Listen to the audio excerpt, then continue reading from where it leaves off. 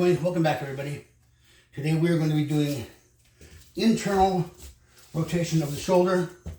I'm standing here with my elbow at 90 degrees in my side. The resistance is coming from the resistance bands that are hooked in the door jamb, and I've got one band hooked on each side of the wrist. You can hook more by placing another band on the back of the wrist and providing you even a lot more resistance. But because these shoulder muscles are small, they're the intrinsic ones.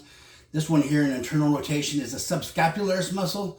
So if you ever see anybody in their shoulder, their scapula on the back, the medial border is sticking out. You can see the skin raised along the medial border. That means this muscle is weak and needs to be strengthened in order for it to pull back against the rib cage.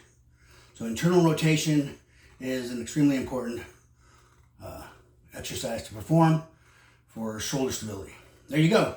Internal rotation of the shoulder. Thanks a lot and have a great day.